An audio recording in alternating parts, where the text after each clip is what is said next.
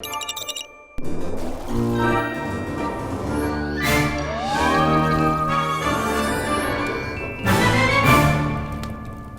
esse vídeo ele surgiu de um problema que eu tive na escola da minha filha, na antiga escola da minha filha, não a atual, para que não haja nenhum tipo de confusão. Então, nessa escola estavam ensinando sobre os gêneros das HQs para as crianças, o que é ótimo, afinal de contas, quem de nós não foi alfabetizado com Turma da Mônica, por exemplo, com Maurício de Souza? Quadrinhos e gibis são excelentes ferramentas para a formação de público leitor, mas existe um problema. Enquanto o conteúdo estava sendo passado, uma prova feita sobre o gênero das HQs foi aplicada para a turma e a turma tinha que responder as características do gênero. E nas opções havia lá: gênero das HQs tem balãozinho, tem onomatopeia, é voltada para o entretenimento, tem como objetivo principal fazer rir, contar piada. Foi aí que eu dei uma travada, né? Porque eu cheguei e falei assim, opa, isso não faz parte da base das características do gênero HQ. E foi então que eu liguei para a escola, né? E comecei a conversar com a coordenação da escola,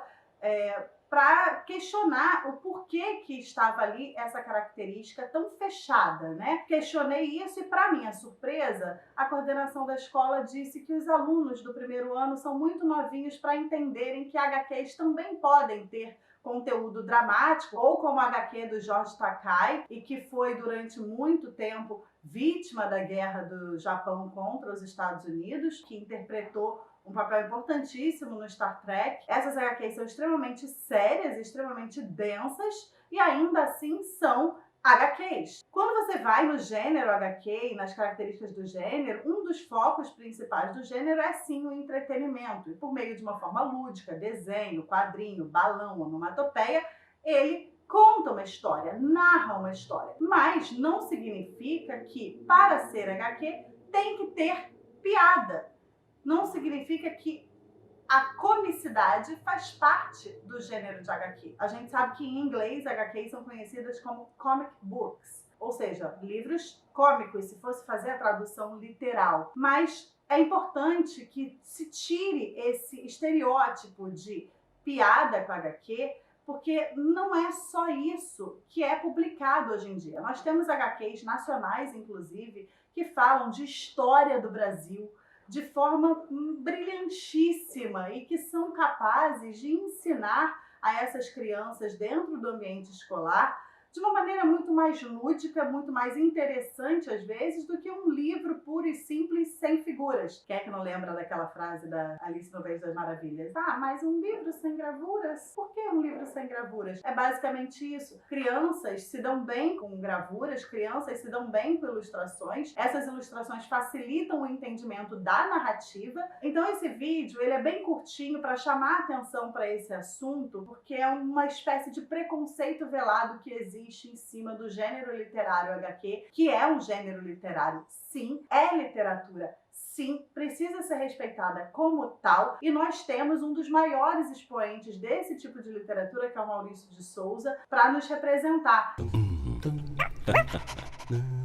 Aproveito, inclusive, para dizer, não se pode minimizar a capacidade de uma criança de entendimento acerca de um assunto. Uma escola dizer que apresenta o errado para aquela criança, porque de antemão já considera que aquela criança não tem capacidade de entendimento, é uma atitude extremamente equivocada, porque você ensina o errado para depois, quando você julgar que aquela criança está na idade certa, você ensina o correto. Então a criança aprende para desaprender, para aprender de novo. Isso é errado, isso é trabalhoso, isso é perda de tempo e isso é transformar a criança num ser incapaz, num ser que não consegue evoluir apesar das dificuldades. É criar uma série até de comodismo para essa criança que vai achar que, não, isso é muito difícil, eu não consigo aprender. E eles conseguem. Vide a reação da minha filha quando soube o que a professora falou, que a gente ensina errado e depois ensina certo. A minha filha, inclusive, quando viu a prova, falou, poxa mãe, não é só para rir. E aquele quadrinho que você leu para mim? Ela citava Grama,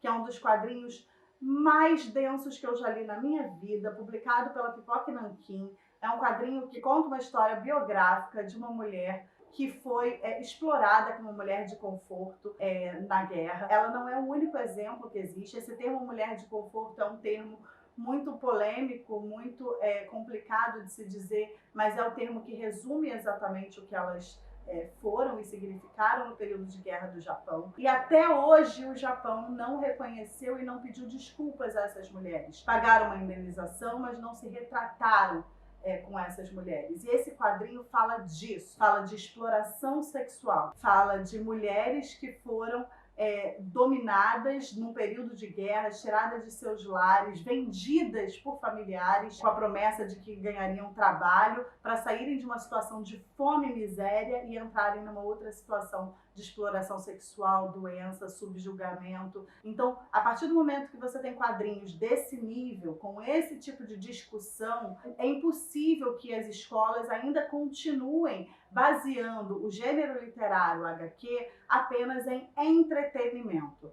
Você consome, sim, informação de uma forma mais leve, mas quadrinho não é só lazer, quadrinho não é só entretenimento, quadrinho não é só piada, quadrinho é conhecimento. E é importante que todo mundo saiba disso. E afinal de contas, aproveita esse vídeo aí, pega um quadrinho, vai dar uma lida. Pode ser um dos que eu indiquei ou qualquer outro. E se você conhecer algum que não seja só de piada, aproveita e indica aqui embaixo no vídeo e manda pra mim que a gente compartilha. Aproveito para chamar vocês para clicarem no link na bio do meu Instagram ou também aqui embaixo na descrição do vídeo e conversarem comigo via WhatsApp. A gente pode agora conversar por lá e ter um contato um pouquinho mais próximo. Lá a gente pode falar de livros, de séries, de filmes, de histórias, podemos conversar sobre o que você quiser. Você pode inclusive dar indicação do assunto do próximo vídeo, tá bom? Um abraço, beijo, tchau!